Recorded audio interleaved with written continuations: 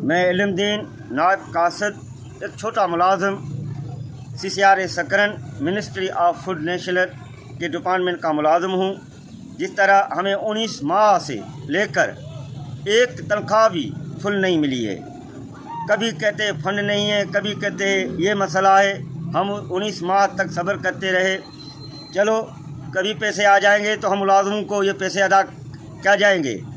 आधा तनख्वाह में 19 माह में कोई चीज़ इन लोगों ने हमारी नहीं काटी है, क्योंकि इन लोगों की लिखत है तो भाई जब तक फुल तनख्वाह आप लोगों की नहीं होगी तो हम पूरे दफ्तर से ये हमारा इतला, तो ना किसी की गंदम की कटौती होगी, ना किसी की क्वार्टर की कटौती होगी।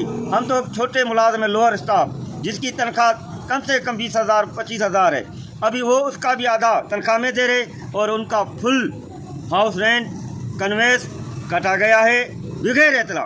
ठीक है, हमारे में इतना दम नहीं है, हम कॉलोनी में रहने के अभी लायक नहीं बनते, तो कम से कम आप पहले हमें लेटर इशू करो और हमें बताया जाए कि भाई अब हम आप लोगों के 19 माह में हमने आप लोगों को फुल तनख्वाह नहीं दिए, अब हम आपके ऊपर और एटमी बम फेंकने वाले हैं, उनके लिए तैयार रहो।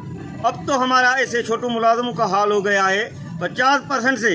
ये कौन सा पाकिस्तान का ये एक वाहिद इदारा है, एक वाहिद इदारा है जिसमें बड़े में बड़ा जुल्म हो रहा है। इसका जुल्म का जिम्मेवार कौन है?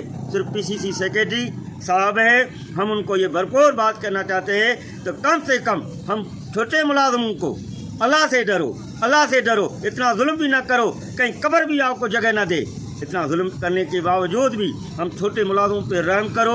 और हम छोटे मुलाजिमों का ये मुतालबा है 1 ग्रेड से लेकर 5 ग्रेड तक या 10 ग्रेड तक कम से कम उनको फुल तनख्वाह तो दो। जो अफसर लोग हैं उनको आप 50% भी तनख्वाह देते हो, वो तो 1 लाख से भी ज़्यादा तनख्वाह ले रहे हैं। अभी हमारी लिस्ट देखो तो स्वीपर जो होता है, झाड़ू मारने वाला प्राइवेट बंदा, उनसे भी आप हमें तनख्वाह कम दे रहे हो। हम पूरे दिन हाजिर भी होते हैं, पूरे महीने की हाजिरी भी है, बायोमेट्रिक भी हाजिरी है और हमारे शीट पे भी हाजिरी है जिसमें 2 अफसरान साइन भी करते हैं। और वहाँ से कहते हैं ना हम इस चीज़ को मानते हैं और कहते हैं आप लोगों की बायोमेट्रिक मशीन नहीं उठा रही है। इधर से डायरेक्टर साहब ने लिख कर भेजा है तो भाई ये आपकी मिशन 3 माह से लेकर ख़राब है, मेहरबानी करके इनके लिए फ़ंड जारी करो। तो हम उनको बनाए, अब उनके पास कोई फंड नहीं है। अब लोगों उन्होंने बहाना बनाकर हम छोटे मुलाजिमों की तनख्वाह काट कर और अपने मन मस्तानी कर रहे हैं और इधर हम भूखे मर रहे हैं। हमारे ना इधर के कोई CCRA सकरन के अफसर हमारा कोई साथ देता है, ना हमारी कोई फरियाद सुनता है। हम जब डायरेक्टर के पास जाते हैं वो बेचारा जब उनको अर्ज करते हैं तो वो रोने लगता है, वो यही बोलता है बिल्कुल आप लोगों के साथ जुल्म हुआ है, मैं क्या करूं, मेरे से जैसे हुक्म मिलता रहेगा हम वही करेंगे। और दूसरी बात ये तो कानून में ऐसा हो ही नहीं है।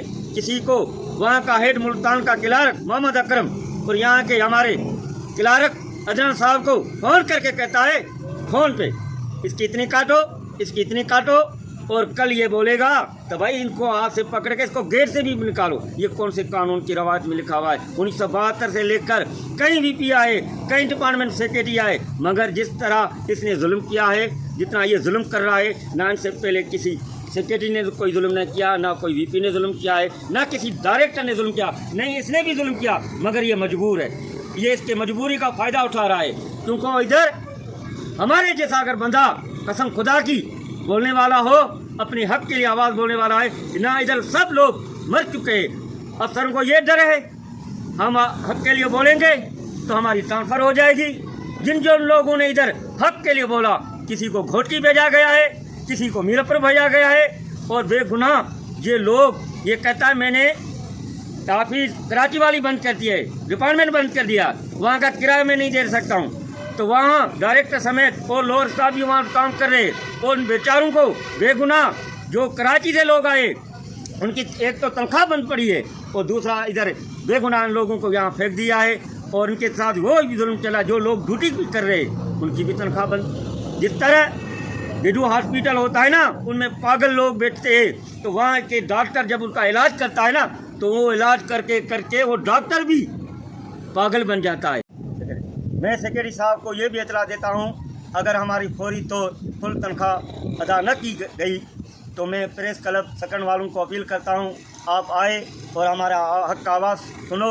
और मैं प्रेस क्लब के सामने अपने आप को जलाऊंगा, इस वजह से जलाऊंगा, आप तो भूख पे पड़े हैं, नहीं कोई हमारा कोई सुनने वाला है। और मैं इधर के मैंने साईं गुलाम मुस्तफ़ा शाह मैंने साहब को और हमारे PCC मेंबर सही ज़ैन आबिद साहब को अपील करता हूँ कि साईं खुदारा एक बार इस इदारे का आप विज़िट करो और हम गरीब मुलाजिमों का मसला आप सुनो। हम आपके वोटर हैं और आपके इलाके में रहते, हम आपको नहीं कहेंगे तो किसको कहेंगे? क्योंकि शाह साहब हाजी नदीम साहब ने बहुत भी बोला, सही मुजफ्फर साहब ने भी बहुत इन मिनिस्ट्री को बोला है, मगर इनका कोई अमल नहीं होता है। वो कहते आप लोग फ़ोन करते रहो, आप लोगों का कुछ नहीं। हम जिस तरह चलाए, क्योंकि उनके पीछे एटमाओं का साथ है, एटमा नहीं चाहती है तो ये रिसर्च हो जाए, ये रिसर्च का इदारा आगे बढ़े। मैं इनसे पूछना चाहता हूँ, जब तक तूने सेक्रेटरी PCC की सीट संभाली है, आप तो मुझे बताओ आपने कौन सी सकरन दफ्तर में रिसर्च कराई है? वो ज़मीन बंजर पड़ गई है, ज़मीन से खून निकल रहा है। तो ऐसे अगर तूने ज़मीन